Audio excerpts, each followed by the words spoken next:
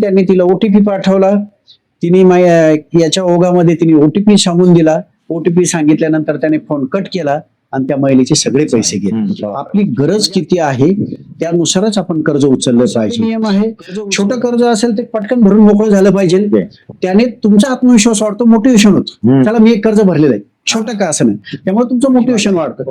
गरज नसताना सिबिलची इन्क्वायरी करायची नाही, त्यामुळे सुद्धा सिबिल डाऊन होतो. सरकारी बँकांना गव्हर्नमेंटचं बॅकेज असल्यामुळं त्याची विश्वासार्हता जास्त आहे.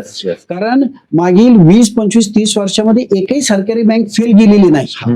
मोठ्या खाजगी बँकांचं एक वैशिष्ट्य नक्कीच आपण कबूल केलं पाहिजे का त्यांच्यामध्ये सर्व्हिस ते चांगली देतात, टेक्नॉलॉजी चांगली प्रोव्हाइड करतात, त्यांच्यामध्ये स्पीड पण असतो. ही कौतुकाची गोष्ट आहे. आणि कामगार कायद्याप्रमाणे कुठल्याही काम करणाऱ्या कर्मचाऱ्याला अर्धा तास जेवणाची सुट्टी कायद्याने द्यावा लागते.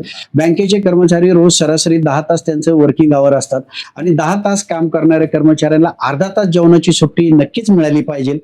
आजकाल सर्वच बँकांमधून लॉकरची सुविधा दिली जाते, परंतु ग्राहकाने त्याच्यात काय ठेवलं हे फक्त जबाबदारी त्याची आहे आणि सर्व हक्क त्याचा आहे. त्याचा बँकेशी संबंध नसतो. एखादा दागिने ठेवू शकतो, एखादा स्वतःच घड्याळ ठेवू शकतो, एखाद्या मुलाचा चेंडूही त्याच्यात ठेवू शकतो. कुठलाही इन्शुरन्स ग्राहकाला काउन्सिलिंग करूनच दिला पाहिजे, त्याबद्दल दुमत नाही. हे टार्गेट इम्प्लिमेंट करत असताना शाखेच्या कर्मचाऱ्यांनी ग्राहकांना विश्वासात घेऊन ते करायचे असतात. लादायचे नसतात. कर्जदाराचा मृत्यू झाल्यानंतर जी कर्जाची लॅबिलिटी आहे त्याचे जे कायदेशीर वारस आहे त्यांच्याकडे जाते. जे नाविलाजाने घेतलेलं कर्ज आहे, ज्याला व्याजदर मोठा आहे, ते लवकरात लवकर भरण्याचा प्रयत्न केला पाहिजे. आपल्याला ईएमआय हा आपल्या उत्पन्नाच्या किती टक्के आहे याचं भान ठेवलं पाहिजे, जेणेकरून आर्थिक शिस्त पाळली जाते व आर्थिक शिस्तीच्या माध्यमातून मग ते कर्ज फेड सुलभ होते.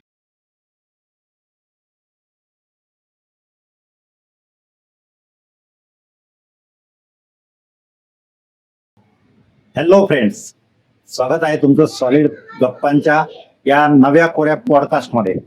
मित्रांनो, अर्थ हा विषय प्रत्येकाशी निगडीत असतो. बँकेचा संबंध प्रत्येकाशी येतो, म्हणजे बँकेत जात नाही असे एखादी व्यक्ती तुम्हाला अभावानेच सापडेल. पण बँकेमध्ये नक्की काय काय अनुभव येतात, बँकेमध्ये गेल्यावर अनेकांना वेगवेगळे अनुभव येतात. तिथले अधिकारी कसे वागतात, अधिकाऱ्यांचे नियम काय असतात, किंवा त्या अधिकाऱ्यांचे पण समस्या असू शकतात, कर्मचाऱ्यांच्या समस्या असू शकतात. त्यामुळे ते आपल्याशी तसे वागतात का, नक्की त्यांचे काय कारण असतात, बँकेत वागताना नियम कसे असतात, आपण गेल्यावर कसं वागलं पाहिजे. याशिवाय अनेक आता फ्रॉड निघले आहेत, म्हणजे आपले पैसे अचानक आपल्या खात्यातून वजा होतात, अचानक अनेक फ्रॉड मधून पैसे लुटले जातात, याची काळजी कशी घ्यायची, असे एक ना अनेक प्रश्न आपल्याला सतावत असतात. अनेकांना त्याचे वाईट अनुभव येतात, काही चांगले अनुभव येतात. पण या सगळ्या अनुभवांच्या मागे कारणे काय असतात, त्यासाठी आपण काय काळजी घेतली पाहिजे, बँकिंग क्षेत्रात किंवा आपले पैशाचं नियोजन कसं करायचं, या सगळ्या बाबतीत बोलण्यासाठी आज खास आपल्यासाठी बँक ऑफ महाराष्ट्राचे शाखा व्यवस्थापक रवींद्र तनपुरे सर आले आहेत. नमस्कार. नमस्कार. तर या प्रस्तावनेनंतर आता मी थेट तनपुरे सरांकडे वळणार आहेत. त्यांना पहिला माझा प्रश्न, तुम्ही एक शाखाधिकारी आहात आणि शाखाधिकाऱ्याची म्हणजे बँक मॅनेजरची दिवसाची सुरुवात कशी असते किंवा पूर्ण दिवस कसा असतो. साधारणपणे एक समज असा आहे की बँकेत बसून फक्त सह्या करणे एक बँक मॅनेजरचं काम असतं. हा समज आहे, गैरसमज आहे की काय, जरा सांगाल का आमच्या प्रेक्षकांसाठी. आपण म्हणता तसं बँक मॅनेजरचा दिवसभराचं शेड्यूल हे अतिशय व्यस्त असतं. शाखाधिकाऱ्याची जबाबदारी पूर्ण शाखा चालवणे ही आहे. शाखेचं दैनंदिन कामकाज व्यवस्थित पूर्ण करणे, आलेल्या सर्व ग्राहकांना त्यांची अपेक्षित सेवा देणे, त्यांचे काम करून देणे, या सर्वांचं नियोजन शाखाधिकाऱ्यांना करायचं असतं. हे नियोजन करत असताना त्यांना शाखेतील जे काही कर्मचारी वर्ग आहे त्या कर्मचारी वर्गाच्या साहाय्याने हे ते काम करायचं असतं. बँकेत येणारा वर्ग हा वेगवेगळ्या कारणासाठी तिथे आलेला असतो आणि या सर्वांचं समाधान उपलब्ध स्टाफ मधून त्यांना करायचं असतं. त्यामुळे दिवसभराचं त्यांचं शेड्यूल व्यस्तच असतं. त्याचबरोबर शाखेमध्ये जे कर्ज वाटप झालेलं आहे त्या कर्ज वाटपाची वसुली बरोबर होती की नाही याचंही भान त्यांना ठेवावं लागतं. बँक मॅनेजर उपलब्ध असलेल्या कर्मचाऱ्याच्या साहाय्यानेच हे काम करत असतात. म्हणजे आलेल्या ग्राहकाचं पूर्ण समाधान होईपर्यंत त्याला ती सेवा द्यायची. बरोबर. आणि आता इतक्या वर्षापासून सातत्याने तुम्ही काम करता, बँकिंग क्षेत्रात मोठे स्थित्यंतर झाले, आणखी अनेक बदल झालेत. या बदलांबाबत तुम्हाला काय वाटतं, म्हणजे मग टेक्नॉलॉजीत असतील, तुमच्या सेवेत असतील किंवा सरकारच्या विविध धोरणांमध्ये असतील, या सगळ्या बदलाकडे तुम्ही कसं पाहता? साधारणतः मागील 10-12 वर्षामध्ये बँकिंग क्षेत्रामध्ये फार मोठे बदल झालेले आहेत. पारंपरिक बँकेचा अस्त होऊन आता नवीन स्वरूपात बँकिंग ही पुढे आलेली आहे. यातला सर्वात मोठा बदल झालेला आहे तो डिजिटलायझेशनचा. येस. पूर्वीच्या काळी प्रत्येक कामासाठी आपल्याला बँकेत जावं लागायचं, ओके. पण आता तशी परिस्थिती नाहीये. 90% कामं तुम्ही घर बसल्या आपल्या मोबाईलच्या साहाय्याने, लॅपटॉपच्या साहाय्याने करू शकता. पैसे काढायचे असेल तर आता क्वचितच बँकेत जावं लागतं. जागोजागी एटीएम आहे, एटीएमच्या साहाय्यानं कॅश आपल्याला मिळते. जर पैसे आपल्याला ट्रान्सफर करायचे असेल तर मोबाईलच्या साहाय्यानं इंटरनेट बँकिंग आहे, त्याच्या माध्यमातून आपण पैसे ट्रान्सफर करू शकतो. वेगवेगळ्या बँकांचे वेगवेगळे ऍप्स आलेले आहेत. करेक्ट. या ऍपच्या माध्यमातून आपण आपल्या बँकेतील दुसऱ्याला पैसे ट्रान्सफर करू शकतो, दुसऱ्या बँकेत आरटीजीएस करू शकतो, एनईएफटी करू शकतो. म्हणजे सगळ्या प्रकारच्या सुविधा डिजिटलायझेशनमुळे ग्राहकांना त्यांच्या मोबाईलमध्ये दिलेल्या आहेत. करेक्ट. करेक्ट. त्यामुळे हा जो मोठा बदल झालेला आहे, त्यामुळे बँकेत फार क्वचित कामासाठी आता जावं लागतं. Yes. 90% कामं ही घरबसल्या आपण करू शकतो. खूपच हा छान. फार मोठा बदल मागील 10 वर्षात झालेला आहे. ग्राहकांच्या दृष्टीने खूप चांगला बदल आहे. अतिशय चांगला बदल झालेला आहे. यामुळे त्यांचा वेळ वाचतो आणि 24 तास बँक तुमच्या मोबाईलमध्ये आहे. करेक्ट. सर्वात मोठा बदल म्हणजे वेळेचं बंधन राहिलेलं नाही. पैसे काढण्यासाठी, टाकण्यासाठी. अजिबात नाही. 24 तास तुम्हाला कॅश एटीएम मधून मिळू शकते आणि नेट बँकिंग 24 तास चालू असते. त्यामुळे 24 तासामध्ये केव्हाही तुम्ही तुमचे व्यवहार करू शकतात. मग आता यामुळे तुमच्या बँकिंग क्षेत्रातील कर्मचाऱ्यांचा लोड एका अर्थी कमी झाला की बाकी तितकंच काम तुम्हाला करावं लागतं? बँकिंग कर्मचाऱ्यांचा लोड कमी झाला असं म्हणता येणार नाही. लोड आहे तोच आहे, किंबहुना तो वाढलेला आहे. पण त्याचं स्वरूप थोडंसं वेगळं झालेलं आहे. म्हणजे कशा स्वरूपात? कस्टमर येणं जरी कमी झालेलं असलं तरी कस्टमरचे जे काही ऑफलाईन कामं असतात ते करावेच लागतात. एटीएमच्या माध्यमातून आता लोकांना मला एटीएम इश्यू करावं लागतं, तर प्रत्येकाला एटीएम इश्यू करावं लागतं. एटीएम इश्यू केल्यानंतर त्याचं ऑथरायझेशन करणं, ते चालू ठेवणं, त्याचं सर्व नियोजन करणं कंटिन्युअसली करावंच लागतात. कामात कुठेही कमी झालेली नाहीये, त्याचं स्वरूप थोडंसं बदललेलं आहे. बँकिंग क्षेत्रामध्ये जो बदल झाला त्यात सांगितलं की डिजिटलायझेशन वाढलं, पण त्याच्या सोबत हे डिजिटल फ्रॉड हे प्रकार पण वाढले खूप. तुम्ही आता बघतो आपण ओटीपी मागून फ्रॉड होतात किंवा अनेक घटना तुम्ही आमच्यापेक्षा जास्त जाणता, तुम्हाला माहिती आहे. तर ह्या घटना नक्की कशाचे काही उदाहरण जर तुम्ही दिले आमच्या प्रेक्षकांना तर त्यांना त्याच्यापासून सावध राहता येईल आणि अशा घटना घडू नये किंवा याच्या आपल्या आर्थिक जी पुंजी आहे ती सुरक्षित ठेवण्यासाठी या संदर्भात काय काय काळजी घ्यायला पाहिजे हे जरा सांगाल का? आता ऑनलाईन फ्रॉड म्हणजे काय? ऑनलाईन फ्रॉड म्हणजे काय तर इंटरनेट किंवा डिजिटल माध्यमातून ग्राहकांची माहिती चोरी जाणे किंवा पैसे चोरी जाणे याला ऑनलाईन फ्रॉड म्हणतात. करेक्ट. तर ऑनलाईन फ्रॉडचे बरेच प्रकार आहे. त्याच्यामधला पहिला प्रकार आहे फिशिंग. फिशिंग म्हणजे काय तर फिशिंग म्हणजे बनावट ईमेल पाठवून, ओके, बनावट ईमेल तुम्हाला पाठवायचा आणि त्याद्वारे तुमचे पैसे काढले जातात. ओके. बनावट SMS येतो, त्या SMS ला आपण बळी पडतो आणि त्याद्वारे जे पैसे काढले जातात त्याला फिशिंग म्हणतात. ओके. दुसरा फ्रॉड आहे ओटीपी फ्रॉड. ओटीपी फ्रॉड म्हणजे या त्या माध्यमातून मला ओटीपी पोहोचवला जातो. वेगवेगळ्या माध्यमातून फोन करून तुमच्यावर प्रभाव पडून ते ओटीपी तुमच्याकडून घेतला जातो आणि त्या ओटीपी त्यांना मिळाल्यानंतर तुमच्या खात्यातील सगळे पैसे हे ते काढले जातात. त्याला ओटीपी फ्रॉड म्हणतात. तिसरा प्रकार आहे युपीआय फ्रॉड. युपीआय फ्रॉड म्हणजे QR कोडच्या माध्यमातून किंवा लिंकच्या माध्यमातून तुम्हाला फसवलं जातं. एखाद्या याला व्हॉट्सअपवर लिंक येते, हे क्लिक केल्यानंतर तुम्हाला 25,000 मिळतील, 10,000 मिळतील, अशा आमिष दाखवले जातात. ओके. आणि त्या माध्यमातून आपण त्याला बळी पडतो, आपण त्याला क्लिक करतो. क्लिक केल्याबरोबर आपल्या मोबाईलचा सर्व ताबा त्यांना मिळतो आणि त्या माध्यमातून ते आपले पैसे काढून घेतात. त्यानंतर चौथा फ्रॉड आहे लॉटरी फ्रॉड किंवा जॉब फ्रॉड. वेगवेगळ्या प्रकारचे खोटे आमिष दाखवले जातात. तुम्हाला इतकी लॉटरी लागलेली आहे, इतके पैसे मिळाले आहे, तुम्ही इथं क्लिक करा, तिथं क्लिक करा, अशा प्रकारचे आमिष दाखवून त्याला बळी पडले जातात. त्याला लॉटरी फ्रॉड म्हणतात. आणि त्याच्यासाठी सर्वात महत्वाचं म्हणजे कस्टमरने स्वतः काळजी घेणं फार गरजेचं आहे. ह्या ज्या आकर्षक स्कीमा असतात या आकर्षक स्कीमाला आपण बळी पडता कामा नये. पहिलं वाक्य म्हणजे लालच बुरी भला आहे, हे ध्यानात ठेवा. एकदम बरोबर आहे. तर कोणी जास्त काही आमिष दाखवत असेल त्याचा विचार करायचा की हे का देत आहे. कुणीही आपल्याला फुकटामध्ये किंवा कमी याच्यामध्ये का देत असावं याचा विचार न करता जर आपण त्याला बळी पडलो तर मग मात्र आपली फसगत होत. म्हणजे बऱ्याचदा असं होतं की आता जनजागृती चालू आहे, ओटीपीचे फ्रॉड वगैरे हे कमी झालेले प्रकार, आता वेगवेगळे हातखंडे वापरतात. याचं एखादं उदाहरण तुम्ही द्याल का? ग्राहकांची वेळोवेळी ज्यावेळेस फसवणूक होते त्यावेळेस सर्वच जण बँकेत येतात असं नाही. बरेच लोक, काही लोक आपलं नशीब समजून बँकेकडे येत सुद्धा नाही, तक्रार सुद्धा करत नाही. पण काही कस्टमर येऊन तक्रार करतात, परंतु तक्रार करण्यामध्ये होतं काय, ते वेळ फार घालवतात आणि वेळ जितका जाईल तितकं तुमची ते तक्रार निवारण करण्यास अडचण येते. एक उदाहरण द्यायचं ठरलं तर एक महिला होती आमची, त्या महिलेला एक अननोन कॉल आला. अननोन कॉल आला आणि कॉल अशा स्वरूपाचा होता का ताई तुम्ही काळजी घेत चला म्हणे, तुम्हाला जो ओटीपी जर कुणी मागितला तो ओटीपी देत नका चालू, तुम्हाला जर आधार कार्ड मागितलं, पॅन कार्ड मागितलं तर तेही कोणाला सांगायचं नाही. तर तिने विचारलं कोण बोलतोय, तर म्हणजे आम्ही बँकेतून बोलतोय, तुम्हाला सावधानी म्हणून आम्ही तुम्हाला हे करतो, संपादन केला. तर अशा पद्धतीनं त्याने फोन केला. त्या महिलेला बरं वाटलं, ठीक आहे म्हणे मी कोणाला सांगणार नाही. त्यानंतर दर 7-8 दिवसांनी त्या व्यक्तीचा तिला फोन यायला लागला. अच्छा. दर एक 8-10 दिवसाच्या ठराविक अंतराने, काय ताई बरं आहे ना, काही प्रॉब्लेम नाही ना, ओटीपी वगैरे कोणाला देऊ नका, बाकी काही कोणाला करू नका. त्याला वाटलं असेल की बँकेचे लोक काळजी घेतात. आणि दुसऱ्या वेळेसही त्याने तसंच सांगितलं. असे सरळ 5-7 दिवसाच्या अंतराने 7-8 वेळेस तिला फोन आले. म्हणजे 2 महिन्याच्या कालावधीत तो फोन करत होता त्याच नंबरवरून. महिलेचा पूर्ण विश्वास बसला, तो बँकेचाच असला पाहिजे, कारण तो फ्रॉड तर काही नाही OTP मागत नाही. काहीच मागत नाही, काहीच नाही. आणि एके दिवशी सकाळीच त्याचा तिला फोन आला. त्याने विचारलं ताई तुम्ही हे काय केलं? ती म्हणे मी काहीच नाही केलं. अहो म्हणे काल तुमची माहिती कशी लीक झाली म्हणे. ती म्हणे मी काहीच नाही केलं. अहो इथं दिसतंय म्हणे तुमचं ट्रान्झॅक्शन करण्याचा प्रयत्न झाला, हे चुकीचं आहे ना म्हणे.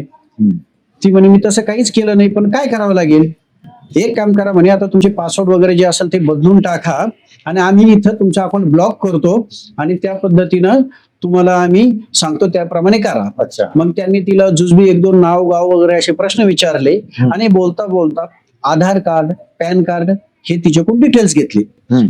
आधी 7-8 वेळेस उत्तर दिलेले असल्यामुळे तिचा विश्वास बसले असल्यामुळे तिने त्याला ती माहिती दिली. त्यानंतर त्याने सांगितलं आता तुमचं अकाउंट मी ब्लॉक करतो, त्यासाठी तुम्हाला ओटीपी येईल, तो ओटीपी तुम्ही द्या. मग त्यांनी तिला ओटीपी पाठवला. तिने याच्या ओघामध्ये तिने ओटीपी सांगून दिला. ओटीपी सांगितल्यानंतर त्याने फोन कट केला आणि त्या महिलेचे सगळे पैसे गेले. म्हणजे असा विश्वास संपादन करून सुद्धा माणसं फसवतात. म्हणजे पूर्वी फक्त ओटीपी सांगून विचारून करायचे, पण आता आधी विश्वास संपादन, म्हणजे त्यांनी वेळेची पण इन्व्हेस्टमेंट केली त्या व्यक्तीमध्ये. बरोबर. म्हणजे किती भयानक प्रकार आहे. तुम्ही नुसतं फक्त विश्वास संपादन करून सुद्धा एखाद्याला फसू शकतात. आणि हे उदाहरण खूप बोलकं उदाहरण आहे आमच्या प्रेक्षकांसाठी. म्हणजे भविष्यात जर कोणाला असा प्रसंग ओढवला तर कदाचित यापासून ते बोध घेऊ शकतो. तो एक उदाहरण लक्षात ठेवण्यासारखं आहे. मी वावी शाखेमध्ये 2017 साली ब्रँच मॅनेजर होतो. त्यावेळेस असाच रुटीनचा दिवस होता, बँकेत गर्दी होती आणि एका कस्टमरला फोन आला. तो कस्टमर माझ्याकडे आला, मोबाईल माझ्याकडे दिला त्याने आणि तो म्हणे मला फोन आलाय म्हणे, तो मला ओटीपी विचारतोय म्हणे आणि मला काही ते बरोबर वाटत नाही म्हणे, मला जरा विचित्र वाटतंय. मग मी फोन त्याच्या हातातून घेतला आणि त्या संबंधित व्यक्तीला विचारलं कोण आहात तुम्ही, काय पाहिजे. तर त्यांनी सांगितलं की असं असं तुम्हाला ओटीपी पाठवलेला आहे, तो द्या, बँकेत तुमचं KYC करायचं आहे. म्हटलं अरे बाबा ही बँकच आहे, मी ब्रँच मॅनेजर आहे आणि तू असं का खोटं सांगतो त्याला, तू असं खोटं का सांगतो. तर त्याच्या ते लक्षात आलं. तो त्याला म्हटलं अरे बाबा ज्या व्यक्तीला तू ओटीपी मागतोय तो एक शेतकरी आहे, मी त्याला 2 वर्षापासून ओळखतो, कावड कष्ट करून 2 एकर शेती आहे, त्यातून थोडेफार पैसे मिळतो आपल्या उदरनिर्वाहासाठी, थोडे साचवलेले ते बँकेत टाकलेलं आहे आणि तू जर ओटीपी मागून ते जर पैसे काढून घेणार असेल तर त्याने जगायचं कसं, त्याने किती कष्ट करायचे, त्याचे कष्ट असे वाया घालवायचे. त्यावेळेस तो समोरचं म्हणे साहेब तुम्ही त्यांच्या कष्टाची चिंता करता, तुम्ही माझं एकदा उदाहरण बघा ना म्हणे, मी सुशिक्षित बेरोजगार आहे म्हणे, मला कुठली नोकरी मिळालेली नाही, मी 1 वर्षापासून हा व्यवसाय करतो. आधी लोक फसायचे आधी लोक सहजासहजी ओटीपी द्यायची, पण आता सरकारने जनजागृती केलेली आहे, त्यामुळे आमच्या धंद्यावर मोठा विपरीत परिणाम झालेला आहे. आमच्यामध्ये कॉम्पिटिशन वाढलेलं आहे, आमच्यामध्ये करणारे बरेच जण आहे, त्यामुळं आता लोक सहजासहजी ओटीपी देत नाही. आता याचंच उदाहरण म्हणजे गेल्या 3 दिवसापासून मी रोज सकाळी 7ला लॅपटॉप घेऊन बसतो तर रात्री 9 पर्यंत बसतो. या 10-12 तासामध्ये एकही जण फोन उचलत नाही. आज 3 दिवसानंतर ह्या माणसाने फोन उचलला, तिथेही तुम्ही आडवे आले. त्यामुळे आमच्याही धंद्यामध्ये फार प्रचंड असं कॉम्पिटिशन आहे, कष्ट आहेत. त्याने त्याची बाजू मांडण्याचा प्रयत्न केला, पण मी त्याला सांगितलं, भैया त्यापेक्षा एखादा कष्टाचा मार्ग निवड, हा मार्ग चुकीचा आहे आणि तुझ्यामुळे समोरच्या माणसावर मरण यातना ओढवतील असं तुझं कृत्य आहे, ते करू नको. तर असाही एक अनुभव मला आलेला आहे. तुम्हाला ग्राहकांसोबत त्या गुन्हेगारांचं पण काउन्सिलिंग करायची संधी मिळाली. बरोबर आहे. एटीएम क्लोनिंग आहे किंवा ऑनलाईन लिंक जे तुम्ही मगाशी सांगितलं, बरोबर. तर ह्याच्यापासून नक्की सावध राहण्यासाठी कसं केलं पाहिजे? एटीएम क्लोनिंग हा काय प्रकार आहे नक्की सांगाल का? एटीएम क्लोनिंग म्हणजे एटीएम द्वारे केलेली फसवणूक, थोडक्यात आपण असं म्हणू शकतो. जे तुमच्याकडे एटीएम आहे तशाच स्वरूपाचं एटीएम तयार करून त्याचा वापर करून ते फसवणूक केली जाते. मग असं डुप्लिकेट एटीएम तयार करता येतं का? म्हणजे ते कसं करणार? समजा एखाद्या माझं एटीएम माझ्या खिशात आहे, मग त्याच्यापासून क्लोन कसं करणार? हे जे फ्रॉड स्टार असतात ते अतिशय शिक्षित असले पाहिजे, उच्च शिक्षित असले पाहिजे. सर्वसामान्य ग्राहकांपेक्षाही त्यांना या यंत्रणेची, या सुविधेचे सगळे फायदे तोटे माहीत असतात. त्यामुळं आपल्याकडून जुजबी जरी माहिती त्यांना मिळाली, जर आपल्याकडून काही माहिती आपली लीक झाली तर त्याचा उपयोग करून आपलं अकाउंट ते हॅक करून त्याद्वारे ते हे करतात. त्यामुळं बेसिक आपण जर आपली माहिती कुणाला कळू दिली नाही तर एटीएम क्लोनिंग होण्याची किंवा इतर कुठल्याही फ्रॉडची शक्यता नाही. आपल्याकडून कुठेतरी चूक झाली तरच हा प्रकार होण्याची शक्यता दाट असते. आणि ऑनलाईन लिंकचा एक प्रकार जो मध्यंतरी बऱ्याच चालला होता की समजा अमुक मोबाईल कंपनी आहे, ती अचानक तुम्हाला नवीन वर्षानिमित्त 5,000चा बॅलन्स टाकणार आहे किंवा हे करणार आहे, ते करणार आहे, किंवा नरेंद्र मोदी आपले देशाचे पंतप्रधान आहे, त्यांनी ही योजना आणली आहे, याच्यावर क्लिक केलं तुम्हाला दर महिना इतके रुपये सुरू होतील, अशा काही आमिष दाखवून या लिंक पाठवले जातात. बरोबर ना? आणि बरोबर. हा, वेगवेगळ्या प्रकारे फसवणूक करण्याचे हे प्रकार आहेत. याच्यामध्ये खोटे SMS पाठवणे, लॉटरी लागली आहे म्हणून, किंवा वेगवेगळ्या लिंक पाठवणे, या लिंकवर क्लिक केल्यानंतर तुम्हाला अमुक बक्षीस मिळेल, मोबाईलचा रिचार्ज मिळेल, अशा खोटं भावनिक एक आमिष दाखवलं जातं आणि त्या आमिषाला माणूस बळी पडतो. त्यामुळे हे जे लिंक असतात किंवा हे जे SMS असतात हे न बघणं हे सर्वात उत्तम आहे. त्याच्याकडे आपण जायचं सुद्धा नाही, मोहात सुद्धा पडायचं नाही. जर आपण त्यात गुंतत गेलो तर तो प्रकार वाढत चालतो, कुठेतरी आपण त्यामध्ये फसतो. थोडक्यात म्हणजे अननोन नंबरवरून आलेल्या कुठल्याच मेसेजला क्लिक करू नये, अजिबात मेसेज बघू पण नाही. एकदम बरोबर. पण समजा आतापर्यंत आपण सगळे हे फ्रॉड वेगवेगळे बोललो, फ्रॉड का होतात किंवा का होऊ नये म्हणून आपण काय काळजी घेतली पाहिजे हे पण तुम्ही सांगितलं. पण आता बाय चान्स फ्रॉड घडलाच आणि त्याच्यानंतर आपण 48 तासात किंवा 2 तासात किंवा 24 तासात काय पाऊल उचलायचं? बँकेकडे तक्रार करायची, पोलिसांकडे करायची, काय केलं पाहिजे? एखादा जर ऑनलाईन फ्रॉड झाला किंवा जर आपले पैसे गेले तर सर्वात महत्वाचं म्हणजे ग्राहकांनी पहिल्यांदा आपल्या बँकेचा जो कस्टमर केअर नंबर आहे त्या कस्टमर केअरला तक्रार केली पाहिजे. कस्टमर केअर हा बँकेतून तुम्हाला उपलब्ध होतो, बँकेत लावलेला असतो. प्रत्येक बँकेचा कस्टमर केअर हा नंबर वेगवेगळा असतो, तो आपल्याकडे कायम उपलब्ध पाहिजे. काहीही घटना घडली तर आपण त्याच्यावर कॉन्टॅक्ट केला पाहिजे. कस्टमर केअर सेंटर काय करतं तर तुमची तक्रार आल्यानंतर तुमचं अकाउंट ब्लॉक करतं, तुमचं एटीएम ब्लॉक करतं किंवा जिथून जिथून हे होण्याची शक्यता असतं ते सर्व बंद करतं, जेणेकरून आणखी काही पैसे फ्रॉड मध्ये काही रक्कम जर गेली असेल, अजून काही जर होणार असेल तर पहिलं ते तिथंच स्टॉप केलं जातं. दुसरी गोष्ट, तिथून ते सायबरला माहिती ऑटोमॅटिक पाठवली जाते. पहिल्या तासामध्ये जर तुम्ही तक्रार केली तर जो गोल्डन आवर म्हणतात त्या गोल्डन आवर मध्ये तक्रार केली तर ते पैसे रोखण्याचा किंवा परत मिळवण्याची जास्त शक्यता असते. त्यामुळे जितक्या इमिजिएट तुम्ही तक्रार करणार तितकं चांगली. बँकेकडे ऑनलाईन तक्रार केल्यानंतर पुढचं महत्वाचं पाऊल आहे की सायबर सेलला आपण ही तक्रार कळवायची. त्यासाठी 1930 हा 1930 हा नंबर आहे. या नंबरवर आपण आपली फ्रॉडची कंप्लेंट करू शकता. ओके. याच्यामध्ये हा फोन लागल्यानंतर आपलं नाव, बँकेचं अकाउंट डिटेल, काय घटना घडली हे सर्व त्यांना कळवायचं आहे. ते लगेच इमिजिएट ती सर्व नोंदणी करून घेतात आणि त्याप्रमाणे इमिजिएट ऍक्शन चालू करतात. त्यामुळं 1930 ला फोन करून आपली कंप्लेंट नोंदवणं ही दुसरी स्टेप. तिसरी स्टेप जी आहे ती नॅशनल सायबरचे पोर्टल आहे. त्या पोर्टलला तुम्ही ऑनलाईन कंप्लेंट करायची आहे. ओके. तर ती कंप्लेंट मध्ये तुम्ही ताबडतोब कंप्लेंट केल्यानंतर त्याच्यामध्ये तुमचं नाव, बँकेचं जे काही असेल नाव, डिटेल्स ते सर्व द्यायचे, किती रकमेचा फ्रॉड झाला. तर फायनान्शियल ट्रान्झॅक्शन आणि नॉन फायनान्शियल ट्रान्झॅक्शन असे 2 विभाग त्याच्यामध्ये असतात त्या पोर्टलवर. तर फायनान्शियल ट्रान्झॅक्शन या सेक्शन मध्ये तुम्ही ती तक्रार नोंदवायची. ती तक्रार नोंदवल्यानंतर तुम्हाला त्या तक्रारीचा नंबर पडतो आणि मग त्याचं पुढे इन्व्हेस्टिगेशन चालू होतं. अशा प्रकारे 3 टप्प्यामध्ये तुम्ही तक्रार नोंदवू शकता. पहिली बँकेकडं, दुसरी 1930 ला आणि तिसरी नॅशनल पोर्टलवर. बँकेमध्ये हजारो कस्टमर रोज येत असतात, त्यात सर्वसामान्य ग्राहक जास्त असतात आणि सर्वसामान्य ग्राहकांचा पहिला विश्वास जो आहे तो एफडी वर आहे. म्हणजे गुंतवणुकीसाठी एफडी हा चांगला पर्याय आहेच, पण आता बदलत्या बँकिंग नुसार आणखी काय काय पर्याय ग्राहकांसाठी उपलब्ध झाले आहेत? राष्ट्रीयकृत बँकांमध्ये किंवा कुठल्याही बँकांमध्ये पारंपरिक पद्धतीनं जी आपली ठेव आहे ही फिक्स डिपॉझिटमध्ये ठेवण्याकडं हा पारंपरिक कल आहे. त्याला कारण ती एक विश्वासार्ह गुंतवणूक आहे. बँकांमध्ये ठेव ठेवल्यानंतर तुम्हाला ठराविक स्वरूपात व्याज तर मिळतच, पण सर्वात महत्वाचं म्हणजे आपले पैसे सुरक्षित राहतात.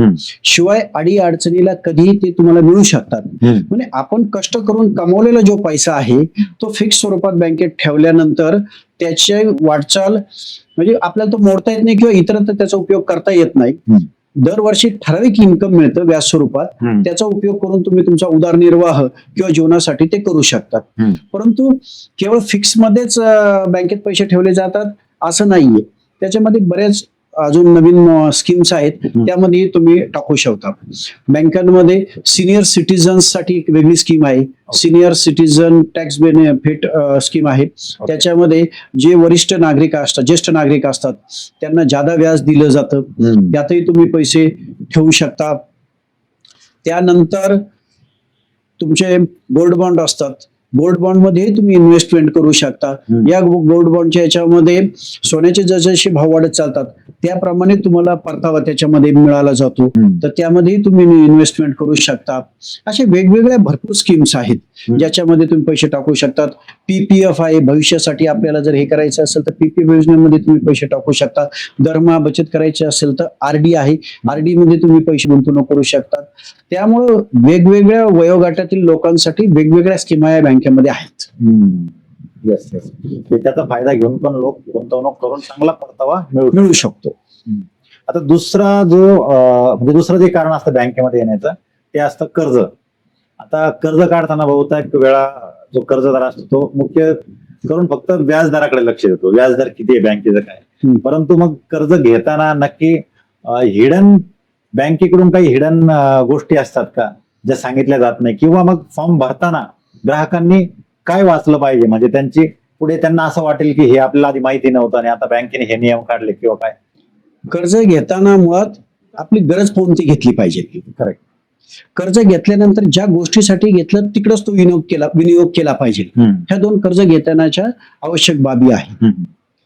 कर्ज घेताना बऱ्याच लोकांचा कल मिळेल तिथून आणि लवकरात लवकर मिळेल तिथून अशी ती मनोवृत्ती त्यांची असल्यामुळं ते पटकन डिसिजन घेतात व कुठल्याही वित्तीय संस्थेकडून कर्ज घेतात.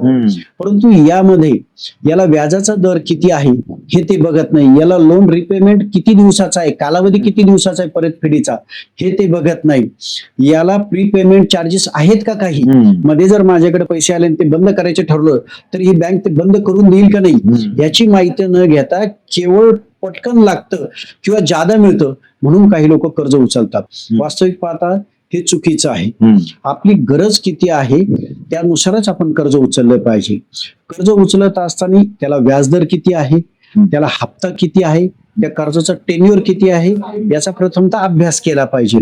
हा अभ्यास काय करायचा, तर आपलं जे मासिक उत्पन्न आहे त्या मासिक उत्पन्नातून जनरली 50% आपण आपल्या दैनंदिन जो घर खर्च आहे त्याला आपण वापरले पाहिजे. 20-25% रक्कम ही आपल्या लाईफस्टाईल साठी, फिरणे, खाणे, राहणे, प्रवास, लग्न कार्य यासाठी, आणि उरलेली 25% रक्कम ही कर्ज परतफेड किंवा बचत यासाठी ठेवली पाहिजे. हे एक स्टँडर्ड मापदंड आहे, 50-25-25. त्याप्रमाणे आपण जे कर्ज घेतोय ते आपल्या उत्पन्नाचे किती टक्के आपल्याला हप्ता भरावा लागेल याचं भान ठेवलं पाहिजे. जर आपण अवास्तव कर्ज घेतलं तर त्याचा परिणाम आपल्याला ईएमआय भरण्यावर होतो. जर ईएमआय आपल्याला पेलावला नाही तर आपली ताणाताण होते, ओढाताण होते, आणि त्यातून मग बाकीचे प्रॉब्लेम चालू होतात. त्यामुळं कर्ज घेताना आपल्याला ईएमआय हा आपल्या उत्पन्नाच्या किती टक्के आहे याचं भान ठेवलं पाहिजे, जेणेकरून आर्थिक शिस्त पाळली जाते व आर्थिक शिस्तीच्या माध्यमातून मग ते कर्ज फेड सुलभ होते. खूप छान माहिती देतो तुम्ही कर्जदारांसाठी. मला आता फक्त हे तुम्ही बोलता बोलता एक उदाहरण सांगितलं की आर्थिक शिस्त, तर मला असं म्हणायचं की सर्वसामान्य असो, नोकरदार असो, किंवा कुणी कुठल्याही पण गटातला व्यक्ती असू द्या, पण ही आर्थिक शिस्त दैनंदिन जीवनात कशी बाळगावी किंवा आणखी काही चांगल्या प्रकारे समजून सांगाल का? कर्जाशिवाय प्रगती नाही. जीवनामध्ये काही मोठ्या गोष्टी करायच्या असतात तर केवळ उत्पन्नाच्या आधारावर आपल्याला ते करता येत नाही. त्यामुळे कर्ज हे घेतलंच पाहिजे. विविध बँका, विविध संस्था या त्यासाठीच आहे. परंतु कर्ज घेताना जो ताळमेळ आपण फायनान्शियल घातला पाहिजे तो सर्वात महत्वाचा आहे. एक फायनान्शियल डिसिप्लिन प्रत्येकाने पाळली पाहिजे. त्यामध्ये सर्वात महत्वाचे डिसिप्लिन म्हणजे ठरलेल्या तारखेला आपला हप्ता गेला पाहिजे, ही सर्वात महत्वाची शिस्त. त्यानंतर क्रेडिट कार्ड सारखे जे कर्ज आहेत ज्याला व्याज 30%, 35%, 40% अशी कर्ज आपण अवॉइड केले पाहिजे, टाळली पाहिजे. जे जादा व्याजदराचे कर्ज आहे ते घ्यायला नको, आणि नाविलाजाने जर घ्यावं लागले तर ते पहिल्यांदा भरायचे. ओके. कारण जितके तुम्ही लेट करणार तितकं व्याजाचा भुर्दंड तुम्हाला पडणार, म्हणजे तितकं तुमचं आर्थिक नुकसान होणार. त्यामुळे कर्ज भरतानाचे 2 साधे नियम आहे. छोटं कर्ज असेल ते पटकन भरून मोकळं झालं पाहिजे, त्याने तुमचा आत्मविश्वास वाढतो, मोटिवेशन होतं. त्याला मी एक कर्ज भरलेलं आहे, छोटं का असं नाही, त्यामुळे तुमचं मोटिवेशन वाढतं. पण त्याचबरोबर कल कुठला पाहिजे, जे नाविलाजाने घेतलेलं कर्ज आहे ज्याला व्याजदर मोठा आहे ते लवकरात लवकर भरण्याचा प्रयत्न केला पाहिजे. त्यातही एक तुम्ही अशी संधी बघितली पाहिजे, काही खाजगी वित्तीय संस्थांकडून काही नाविलाजाने जर तुम्ही कर्ज घेतला असेल आणि जर ते अकाउंट 1 वर्षभर रेग्युलर असेल तर नॅशनलाइज बँकाकडे त्या अशा कर्ज प्रकरणाचे टेक ओव्हर होते. ओके. आणि हे जर टेक ओव्हर केलं कर्ज, उदाहरणार्थ एखाद्या घरासाठी तुम्ही फायनान्शियल खाजगी संस्थेकडून कर्ज घेतलं, त्याला 16, 17, 18, 15 अशी व्याजदर असतात. बरोबर. 1 वर्ष जर तुम्ही तिथं नियमित राहिलात तर हे कर्ज कुठलीही बँक टेक ओव्हर करते. टेक ओव्हर केल्यानंतर याला 9-10% फक्त व्याज पडतो.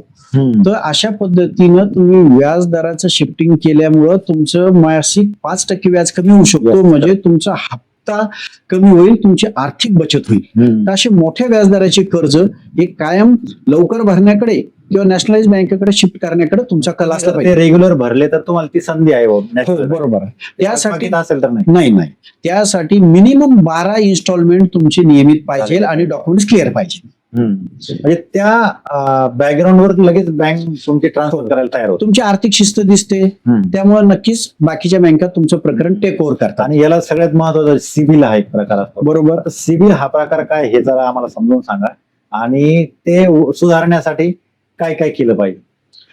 सिबिल हे असं एक मापदंड आहे ज्याद्वारे बँका समोरच्या माणसांची पत ओळखतात. ओके. सिबिल पॅन कार्डाच्या साहाय्याने चेक करता येतो. सिबिल मध्ये तुम्ही मागील वर्षभरामध्ये जे काही फायनान्शियल ट्रान्झॅक्शन केली त्याची सगळी नोंद केली जाते.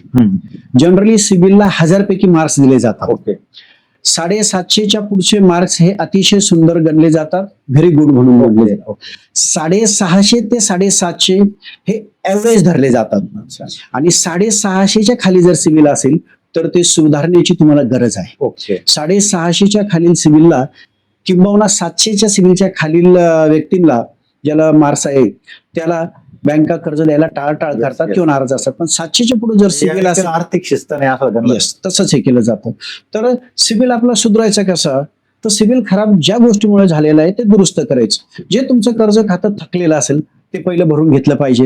दुसरी गोष्ट, जे काही तुम्ही कर्ज घेतलेलं आहे ते ज्या तारखेला त्याची परतफेड आहे त्याच तारखेला परतफेड त्याची केली पाहिजे. सिबिल मध्ये बरेच लोक काय करतात, क्रेडिट कार्ड वापरतात, क्रेडिट कार्डच्या रकमा छोट्या असतात पण वेळेवर भरत नाही, त्यामुळे सुद्धा सिबिल डाऊन होत. ओके म्हणजे समजा तुमचे क्रेडिट कार्डचा हप्ता भरायचा विसरलो आपण, तरी सुद्धा सिबिलला त्याचा इम्पॅक्ट अच्छा. होतो. आपल्याला वाटतं माझ्याकडे 1 रुपया मी कुणाचा थकवला नाही, पण तो वेळेवर न भरल्यामुळे तुमचं सिबिल डाऊन झालेलं असतं. Okay, okay. म्हणजे एक तर त्याला 30-40% व्याज असतं, त्यालाही आपण बळी पडतो, जादा व्याज द्यावं लागतं, प्लस स्वतःच्या हाताने स्वतःचं सिबिल आपण खराब करून घेतो. दुसरी गोष्ट, गरज असेल त्याच वेळेस सिबिल काढा तुम्ही. सिबिल एन्क्वायरी वेगवेगळ्या ठिकाणी केली जाते, परंतु जादा जर तुम्ही एन्क्वायरी केली तर तो एक निगेटिव्ह इम्पॅक्ट समजला जातो. ओके. म्हणजे उदाहरणार्थ रवी भागवतने 10 वेळेस एन्क्वायरी केली, त्यामुळं असा इम्पॅक्ट होतो का हा माणूस कर्जाच्या पाठीमागे आहे. ओके. गरज नसताना सिबिलची एन्क्वायरी करायची नाही, त्यामुळे सुद्धा सिबिल डाऊन खराब होतो. अच्छा अच्छा.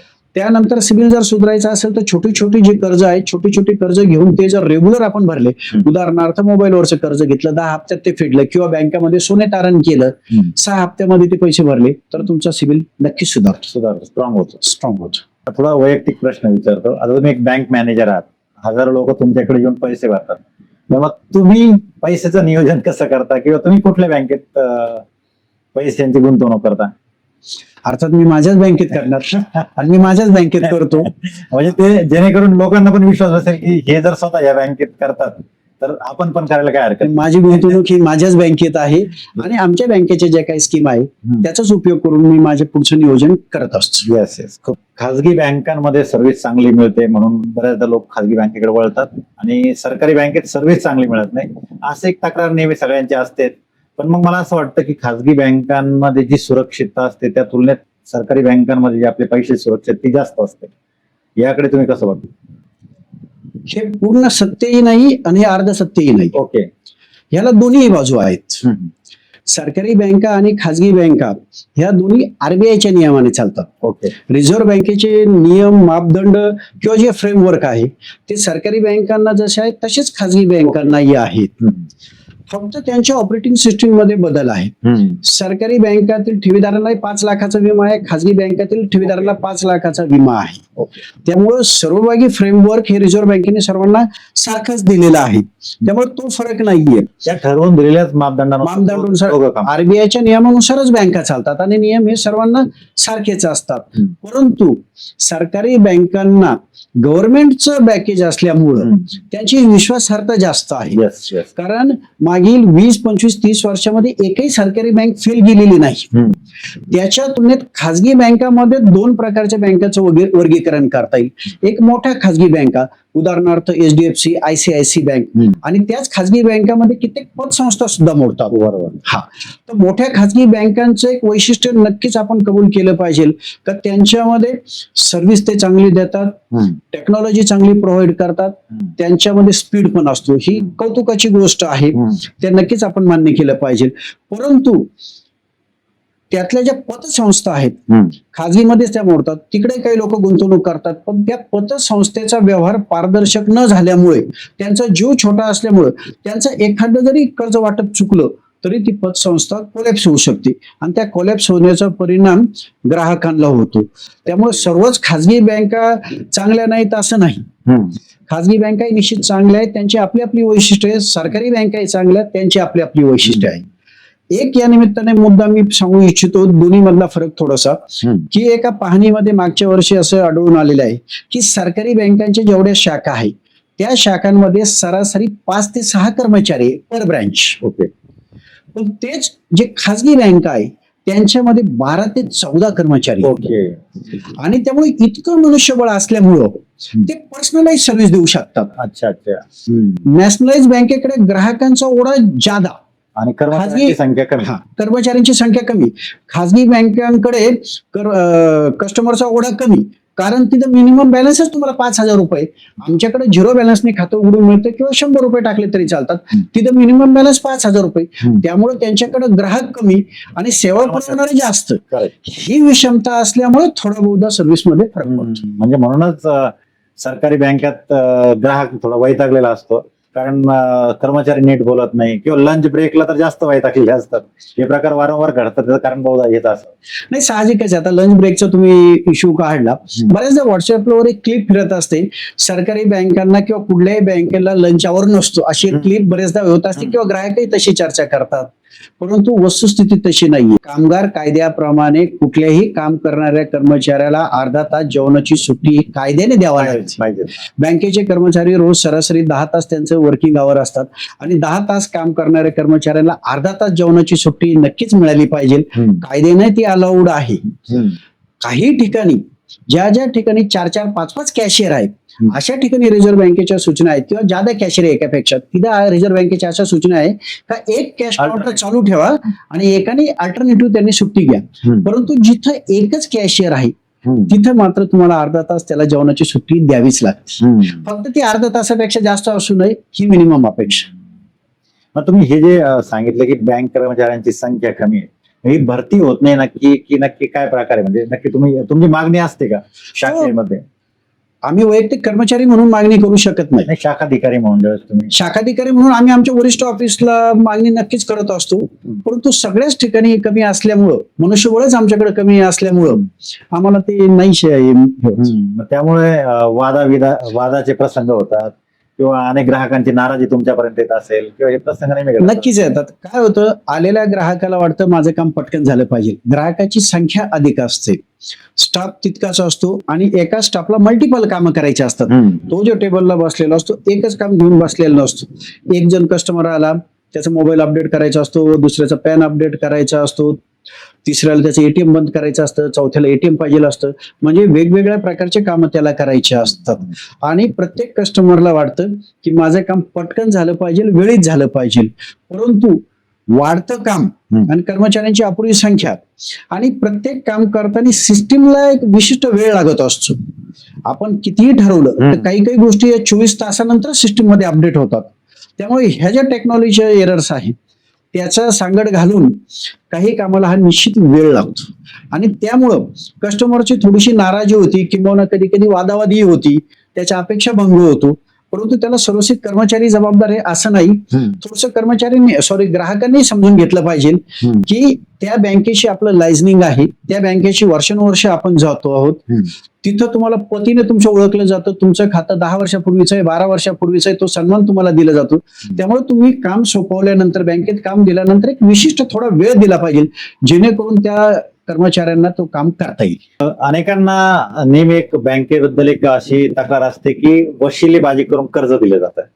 मग ते हे खरं आहे की काय समज आहे कर्ज प्रकरणाच्या बाबतीत? वशिला हा शब्द चुकीचा वाटतो, तसं कुठेही केलं जात नाही. म्हणजे ओळखीचा उपयोग बँकेच्या कर्ज प्रकरणात होतो का?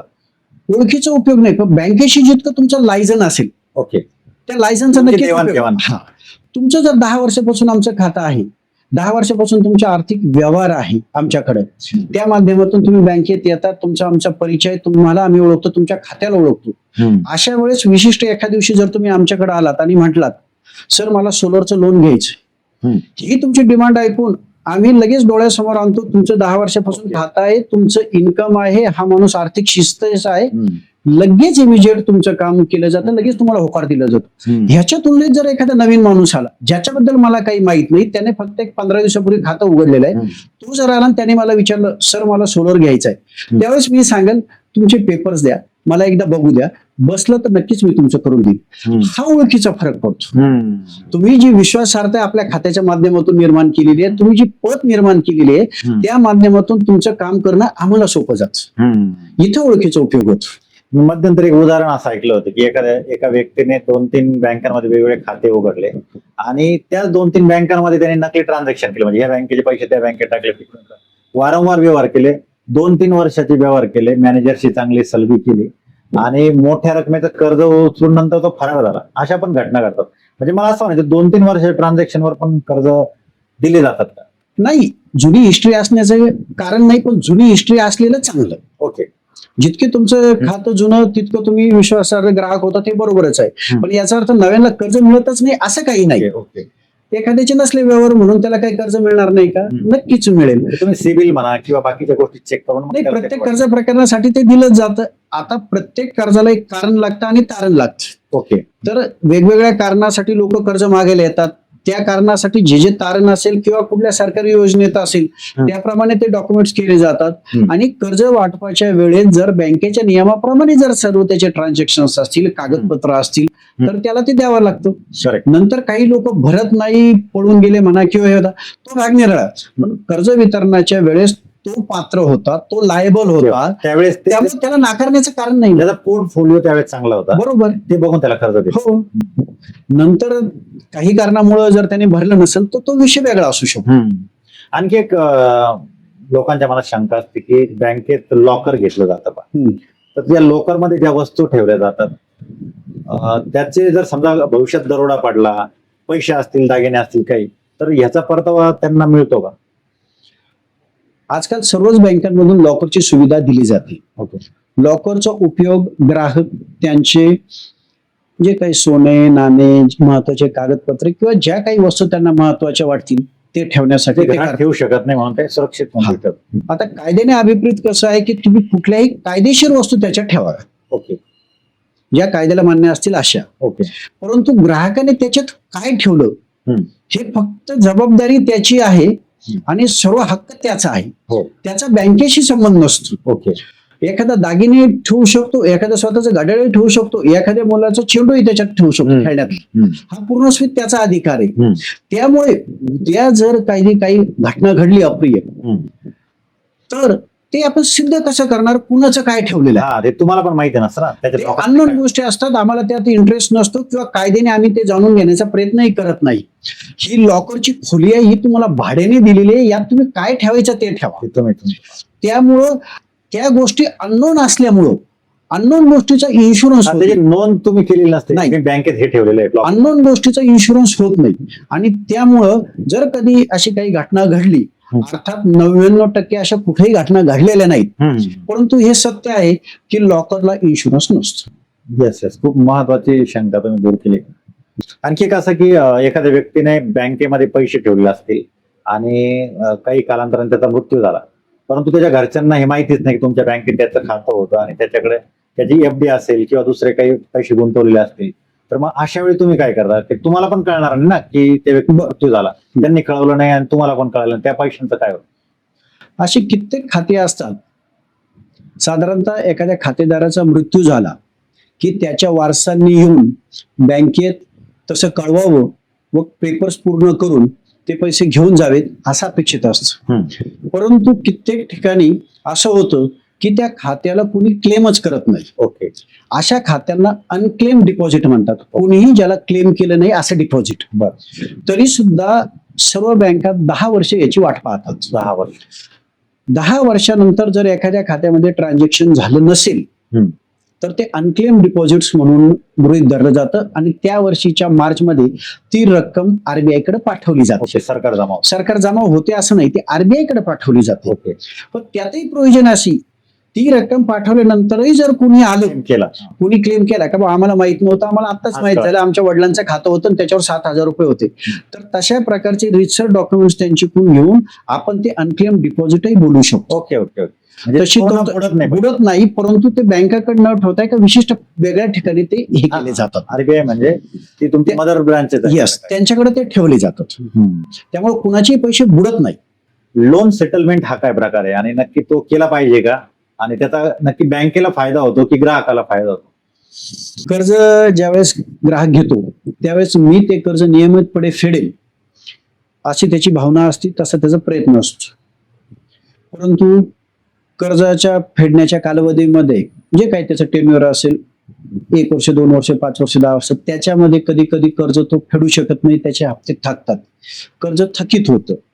कर्ज थकीत होतं म्हणजे NPA ते अकाउंट झाल्यानंतर बँका त्याच्याकडून वसुलीसाठी प्रयत्न करतात. परंतु बरेचदा त्याची भरण्याची परिस्थिती नसल्यामुळे किंवा ते कर्ज त्याच्याकडून वसूल करणे अवघड असल्यामुळे एक वेगळाच पेच निर्माण होतो की ते कर्ज तोही भरत नाही, त्यामुळे तोही थकीत मध्ये राहतो आणि बँकेचाही रेकॉर्ड खराब होत चालतं, बँकेची NPA चे पर्सेंटेज वाढत चालतं वसुली न झाल्यामुळे. अशा वेळेस मग बँका वन टाइम सेटलमेंट किंवा लोन सेटलमेंट या पर्यायाकडे जातात. तर लोन सेटलमेंट काय, तर बँका त्याची जी काही व्याजासह जी बाकी आहे त्या बँकेतून काही सूट त्याला देते. ओके. मग ती सूट व्याजातही दिली जाते, कधी कधी मुद्दलमध्येही दिली जाते. ओके. ते कर्जाचा कसा प्रकार आहे, किती दिवस झाले थकून, किती जुनं कर्ज आहे, याच्यावर सर्व तो तक्ता असतो व ते सर्व ठरवण्याचा अधिकार प्रत्येक बँकेला असतो. हम्म. त्याप्रमाणे बँका त्याला ओटीची ऑफर करतात की तुझी XYZ ही रक्कम झालेली आहे, परंतु आम्ही तुला याच्यातून एवढं व्याज सोडून देऊ, एवढं मुद्दल सोडून देऊन एवढी तू भर. हम्म. त्याप्रमाणे जर तेवढी रक्कम त्याने ती भरली हम्म. तर त्याचं कर्ज ते OTS खाली बंद केलं जातं व त्याला तसा दाखला दिला जातो. हम्म. याचा फायदा असा होतो, बँकेलाही काही प्रमाणात वसुली होते आणि त्याच्या दृष्टीनं तो कर्जमुक्त होतो. म्हणजे दोघांचा फायदा आहे. दोघांचा त्याच्यामध्ये पण फायदा. आता याच्यात बँक त्यांनी कर्ज थकवलं म्हणून सिव्हिल ऑलरेडी खराब झालेलं आहे किंवा त्याची जी पद आहे ती खराब झाली, तर सेटलमेंट मध्ये कर्ज भरल्यानंतर ती पद सुधारते का? नाही, सिव्हिल मध्ये OTS नोंद येतेच, परंतु तो कर्जमुक्त झालेला असतो, त्याच्यावरचं व्याज बंद होतो, कर्जाचा बोजा बंद होतो. त्यानंतरही त्याला जर पाहिजे असेल तर दुसऱ्या बँकेला तो अप्रोच करू शकतो. काही बँका कर्ज देऊ शकतात त्याला. ज्या बँकेकडून OTS घेतलं ते बँक देत नाही, कदाचित दुसऱ्या बँका देऊ शकतात. किंवा तो पुन्हा त्याची पद सुधारून हा. छोटे मोठे कर्ज घेऊन त्याची पद सुधारू शकतो, सिव्हिल सुधारू शकतो आणि त्यानंतर तो कर्जाला पात्रही होतो. मुळात ज्या बँकेकडे OTS केलं त्या बँकेकडून जर त्याला कर्ज पाहिजे असलं तर तशी सुविधा उपलब्ध आहे. मात्र ती शाखा लेवलला न जाता त्याचे अर्ज जिल्हा कार्यालयात झोनल ऑफिसला जातात आणि अशा लोकांना तिथून कर्ज मंजूर केले जातात. पण जी सुरुवातीला सूट त्याने घेतलेली असते ती सूट मात्र त्याला भरावी लागते. ओके. त्याने जर ती सूट भरली, नवीन कर्ज घेता, सूट जर भरली तर त्याला नवीन कर्जाला बँक पात्र करते. Okay okay. तर म्हणजे मग आता समजा मी एक कर्जदार आहे आणि मला आता शक्य नाही कर्ज भरणं, तर मी स्वतः बँकेला मी स्वतः अप्रोच होऊन अर्ज करू शकतो की मला सेटलमेंट करायची आहे, की बँक स्वतःहून निर्णय घेते, काय असतं? नाही, कर्जदार विचारणा करू शकतो, माझी भरण्याची परिस्थिती नाहीये, मला तुम्ही काही सूट देऊ शकता का? त्याचं ते रेकॉर्ड पाहून संबंधित शाखाधिकारी किंवा कर्ज विभागातील माणसं त्याला सांगू शकतात की तुला सूट मिळू शकेल. म्हणजे त्या कर्ज खात्याच्या पोझिशनवर तो डिसिजन घेतला जातो. त्यामुळे ग्राहकही विचारणा करू शकतात, नाही असं नाही. म्हणजे एक प्रकारे सेटलमेंट केल्यामुळं त्याला एक प्रकारे कर्जमुक्त होतो आणि एक प्रोत्साहन मिळतं नवीन चांगले व्यवहार करण्यासाठी. पण तो जो संकटात सापडलेला असतो ते संकट तात्पुरतं त्याचं दूर झालेलं असतं. ते सारख्या प्रकाराकडे वळण्यापेक्षा त्याच्यातून मुक्ती मिळते. नक्कीच योग्य आहे. आजकाल बँकेच्या कर्मचाऱ्यांवर टार्गेट हा एक प्रकार जो आहे तुमच्या वरिष्ठांकडून दिला जातो. मग जसं की तुमचे विमा पॉलिसीज असतील काही, जो ग्राहकांना त्रास वाटतो की आपण काही FD करायला गेलो किंवा कर्ज घ्यायला गेलो तर आपल्याला कर्मचाऱ्यांकडून विमा पॉलिसी उतरा वगैरे असं टार्गेट दिलं जातं किंवा दडपण टाकलं जातं. मग नक्की आता हे वरतून आलेलं टार्गेट म्हणून तुम्हाला करावं लागतं की हे एक तुमच्या कामाचाच भाग आहे? नाही, यात तसं नाहीये. यामध्ये वेगवेगळ्या झोनल ऑफिसहून शाखांना वेगवेगळे याचे टार्गेट दिले जातात. ओके. कारण तो रुटीनचा भाग आहे. उदाहरणार्थ तुम्ही 100 RD अकाउंट उघडा, 100 PPO अकाउंट उघडा, काही खात्यांची इन्शुरन्स करा, हे टार्गेट दिले जातात. परंतु हे टार्गेट इम्प्लिमेंट करत असताना शाखेच्या कर्मचाऱ्यांनी ग्राहकांना विश्वासात घेऊन ते करायचे असतात. ओके. लादायचे नसतात. आता तुम्ही इन्शुरन्सचा मुद्दा सांगितला. इन्शुरन्सचा मुद्दा तर वेगवेगळ्या कर्ज खात्यांना ज्यावेळेस आपण डॉक्युमेंटेशन करतो, कर्ज वितरण करतो, तर त्यावेळेस आपण समजा एखाद्याने हाऊसिंग लोन घेतलं तर हाऊसिंग लोनला आपण त्याला इन्शुरन्स सुचवला पाहिजे. कारण हाऊसिंग लोन आपण जे घेतो ते आपल्या उत्पन्नाच्या कितीतरी अधिक पट घेतो. त्याची परतफेड ही 5 वर्ष, 10 वर्ष, 15 वर्ष, 20 वर्ष अशी लांब असते, 25 वर्षापर्यंत पण असते. मग इतक्या लांबचं ज्यावेळेस आपण कर्ज घेतो तर उद्या जर दरम्यानच्या काळामध्ये मला काही झालं आणि मी जर कुटुंबाचा एकुलता एक कमवता घटक असेल तर माझ्यानंतर हे कर्ज कोण भरणार? मग हा जर प्रश्न मनात आला तर मग त्याला उत्तर आहे इन्शुरन्स. मग त्यापेक्षा तुम्ही आता हे 60,000 रुपये तुम्हाला इन्शुरन्सचे आत्ता जातील, पण जर कधी तुम्हाला काही झालं तर हे लोन पूर्ण माफ होईल. ते कर्जदाराच्याच फायद्याचं. आता ते कर्जदाराचे फायदे, पण हे त्याला समजून सांगितलं पाहिजे, लादायला नको. आणि जर चांगल्या प्रकारे सांगितलं तर सगळे लोक तयार होतात, कुणी नाही म्हणत नाही. कारण इतकं मोठं जर आपण कर्ज घेतोय, आपण जर 30 लाख घेतो तर 31 लाख घेतल्याने काही फरक पडत नाही. पण त्या वरच्या 50-60 हजार किंवा 1 लाख रुपयामध्ये माझ्या जर 20 वर्षाचा इन्शुरन्स कव्हर होणार असेल, मला जर उद्या काही झालं, ते लोन जर स्क्वेअर अप होणार असेल तर माझ्या कुटुंबाच्या दृष्टीने ते फार गरजेचं आहे. अशा वेळेस तो आनंदाने घेतो. त्यामुळे अशा केसमध्ये इन्शुरन्स दिलाच पाहिजे. कुठलाही इन्शुरन्स ग्राहकाला काउन्सिलिंग करूनच दिला पाहिजे, त्याबद्दल दुमत नाही. आणि ग्राहकही त्याला चांगला सकारात्मक प्रतिसाद देतात. आणि मग बऱ्याचदा समजा काही ग्राहक तयार होत नाही इन्शुरन्स घ्यायला, ते घेत पण नाही आणि त्यांनी कर्ज काढलं आणि तुम्ही सांगता तशी एक दुर्दैवी घटना घडली, त्या व्यक्तीचा मृत्यू झाला. मग ही कर्ज वसुली त्याचे जे वारसदार आपण लावले त्यांच्याकडून केली जाते का? कर्जदाराचा मृत्यू झाल्यानंतर जी कर्जाची लॅबिलिटी आहे त्याचे जे कायदेशीर वारस आहे त्यांच्याकडे जाते, किंवा त्याने जी प्रॉपर्टी तारण दिलेली असते त्याचा लिलाव होतो. अशा दोन्ही प्रकारे कायदेशीर प्रक्रियेतून ती कर्ज वसुली केली जाते. म्हणून हाऊसिंग सारख्या ठिकाणी इन्शुरन्स असलेला केव्हाहीच होम लोन आणि टर्म लोन याच्यात नक्की काय फरक आहे आणि त्या कशाला प्राधान्य दिलं पाहिजे कर्ज घेताना? नाही. टर्म लोन म्हणजे मध्य मुदत लोन आहे. ओके. टर्म लोन म्हणजे इतर कुठल्याही याच्या व्यवसायासाठी घेतलेलं मध्य मुदत कर्ज, ज्याची परतफेड विशिष्ट हप्त्यामध्ये तुम्हाला करायची असते. ओके. उदाहरणार्थ व्यवसायासाठी तुम्ही कर्ज घेतलं, व्यवसायासाठीचे कर्ज दोन प्रकारे दिले जातात. एक तुम्हाला मध्य मुदत दिलं जातं, त्याची परतफेड 5 वर्ष ते 7 वर्ष दिली जाते. त्याचा तुम्हाला मासिक हप्ता ठरवून दिला जातो. त्या मासिक हप्त्याने तुम्ही ते मध्य मुदत कर्ज भरायचे असतात. त्याच्यासोबत तुम्हाला कॅश क्रेडिट दिलं जातं, सीसी, ज्याच्यामध्ये तुमच्या व्यवहारातून येणारा दैनंदिन पैसा त्याच्यात टाकायचा, बिझनेस ट्रान्झॅक्शन तुम्ही त्याच्यामध्ये करायची. तर त्याच्या दरवर्षी रिन्युअल असतं. हे झालं एक. आणि होम लोन जे असतं, होम लोन हे डायरेक्ट वन टाइम तुम्हाला दिलं जातं घर बांधण्यासाठी किंवा परचेस ऑफ फ्लॅट, जे काही तुमचं कारण असेल त्या कारणासाठी दिलं जातं. त्याला आता जवळपास 30 वर्षापर्यंत सुद्धा परतफेड बँक देते, जेणेकरून तुम्हाला हप्ता कमी यावा. आणि हे विद्यार्थ्यांच्या शिक्षणासाठी जे लोन दिलं जातं, ओके, त्या संदर्भात विद्यार्थ्याच्या शिक्षणासाठी सगळ्या राष्ट्रीयकृत बँका कर्ज देतात. अतिशय सोपी आणि सुटसुटीत प्रोसिजर केलेली आहे. तो जो विद्यार्थी आहे, विद्यार्थी आणि वडील यांच्या नावाने ते कर्ज दिलं जातं. दोघांच्या जॉईंट नावाने ते कर्ज, कारण विद्यार्थी सज्ञान नसतो, त्यामुळे वडिलांच्या नावाने जॉईंट त्याला ते कर्ज दिलं जातं. त्याच्या शिक्षणाची जी काही फी आहे ती सर्व कन्सिडर करून, त्यानंतर गरज असेल तर त्याची हॉस्टेलची फी ती कन्सिडर करून, त्यानंतर जर तो तिथं मेस लावणार असेल तर मेस, या सर्वांना इन्क्लूड करून जी रक्कम आहे ती रक्कम कर्ज म्हणून ठरवली जाते. त्याच्यामध्ये त्याला कुठलाही मार्जिन 4.5 लाखापर्यंतच्या कर्जामध्ये भरावं लागत नाही. मार्जिन म्हणजे स्वतःचा हिस्सा. ओके. हा, मोठं कर्ज असेल तर स्वतःचा हिस्सा भरावा लागतं, पण छोट्या कर्जाला त्यांना हिस्साही भरावा लागत नाही. ते शिक्षण कर्ज दिलं जातं. दरवर्षी कॉलेजची फी, हॉस्टेलची फी व मेसची फी ही त्या त्या संस्थेला दिली जाते आणि या माध्यमातून शिक्षण त्याचं पूर्ण केलं जातं. याच्यासाठी आपण त्या वडिलांची पद पाहतो का? नक्की काय? नक्कीच पाहतो ना. वडील जर दुर्दैवाने थकीत कॅटेगरीमध्ये मोडत असेल, त्यांनी ओटीएस केलेला असेल, त्यांचा सिबिल चांगला नसेल, तर अशा केसमध्ये कर्ज मिळत नाही. कारण हे कर्ज वडील आणि चिरंजीव असं जॉईंट दिलं जातं, किंवा पालक आणि विद्यार्थी असं दिलं जातं, कारण विद्यार्थी सज्ञान नसतं. म्हणजे परतफेड मुलाला नोकरी लागल्यानंतर हा, त्याच्यामध्ये परतफेड त्याचा शिक्षण पूर्ण झाल्यानंतर 1 वर्षाचा कालावधी त्याला सेटल व्हायला दिला जातो. 6 महिने ते 1 वर्ष त्याला मॉरेटरियम म्हणतात. मॉरेटरियम 1 वर्ष दिला जातो, त्यानंतर त्यांचे परतफेडीचे हप्ते चालू होतात. म्हणजे त्या 1 वर्षामध्ये मुलाने स्वतःच्या पायावर उभं राहावं आणि त्यानंतर स्वतःचे हप्ते भरावे, अशी ती तरतूद आहे. समजा शिक्षण पूर्ण झालं आणि एखादा नोकरी लवकर लागली नाही, मग अशा केसमध्ये नक्की त्याची परतफेड कशी? नाही, याच्यामध्ये घेतलेलं कर्ज फेडण्याची जबाबदारी ही पालकांची व विद्यार्थ्याची असते. विद्यार्थ्यांना नोकरी लागावी अशी सर्वांची अपेक्षा असते, त्याच उद्देशाने कर्ज दिलेलं असतं. परंतु दुर्दैवाने समजा आता नोकरीचा प्रश्न जटिल आहे, नाही लागलं तर विद्यार्थ्यांनी अन्य काही मार्गातून, शेवटी जीवन जगण्यासाठी त्याने काहीतरी केलं पाहिजे. त्याने नाही नोकरी मिळाली तर दुसऱ्या कुठल्या माध्यमातून 2 पैसे उत्पन्न चालू करून बँकेचं कर्जही भरलंच पाहिजे. वडिलांनी त्याला मदत केली पाहिजे. वडिलांचा जो काही पारंपरिक व्यवसाय ते म्हणायचं की समजा मुलाला नोकरी लागली तर ती वसुली वडिलांकडून केली जाते का? ते कर्ज जॉईंटच असतं, दोघंही सहकर्जदार असतात. दोघंही कर्जदार असतात, त्यामुळे दोघांचा पण सिबिल खराब होतो. बरोबर.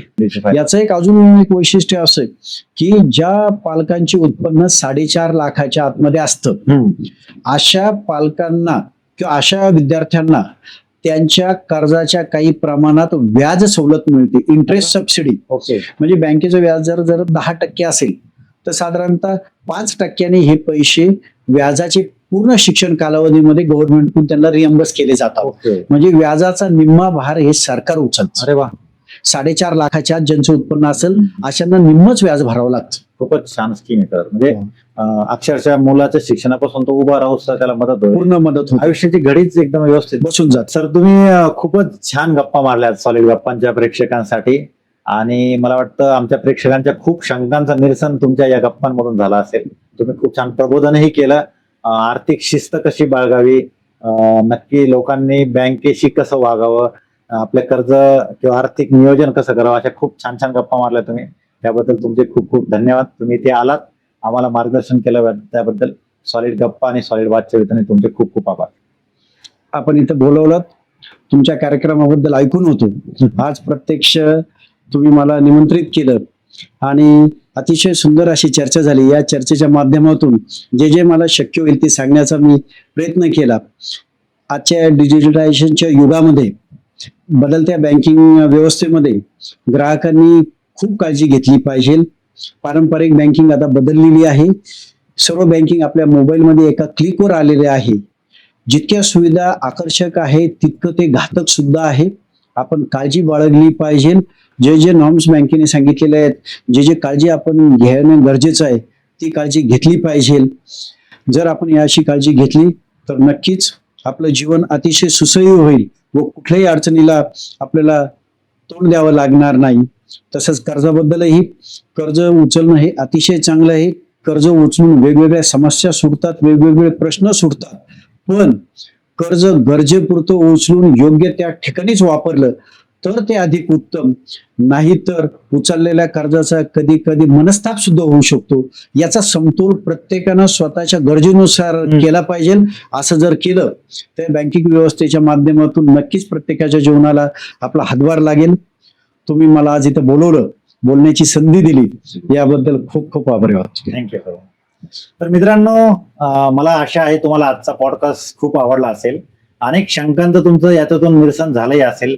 या व्यतिरिक्तही तुमच्या काही शंका असतील तर तुमच्यासाठी कॉमेंट बॉक्स ओपन आहे. तुम्ही कॉमेंट बॉक्समध्ये तुमच्या शंका विचारा. याशिवाय अशाच पॉडकास्ट सारखे आणखी कुठल्या विषयावर तुम्हाला सॉलिड गप्पा ऐकायला आवडतील, त्या गप्पांच्या विषयांचा उल्लेख तुम्ही कमेंट बॉक्समध्ये नक्की करा. आम्ही त्यावर विचार करून लवकरच नवीन पॉडकास्ट आणू.